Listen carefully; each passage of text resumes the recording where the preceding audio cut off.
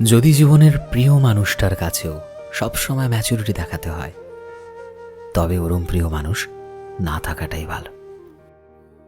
প্রিয় মানুষ হলো আমাদের জীবনের এমন একটা মানুষ যার কাছে আমরা আমাদের নিজেকে খুলে প্রকাশ করতে পারি, যার কাছে নিজেকে সব সময় পারফেক্ট দেখাতে হয় না, তবে সবার চাইতে বেস্ট এটা দেখাতে হবে না, যার সামনে নিজের বাচ্চামাগুলোকে দিব্যি মেলে ধরা যায়, যে আমাদের বাচ্চামাগুলো দেখে রাগ করে না, যার কাছে নিজেকে ম্যাচিওর, নিজেকে স্মার্ট কখনোই দেখাতে হয় না।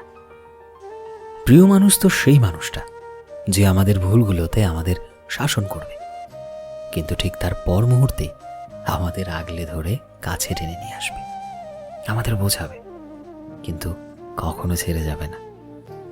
প্রিয় মানুষ তো এমন একটা মানুষ যার কাছে জীবনের সব কথা খুলে বলা যায়, নিজেকে তার সামনে মেলে ধরা যায়। যদি তোমার জীবনেও এমন একজন মানুষ থাকে, তবে নিশ্চিত রূপে তুমি একজন ভাগ্যবান মানুষ।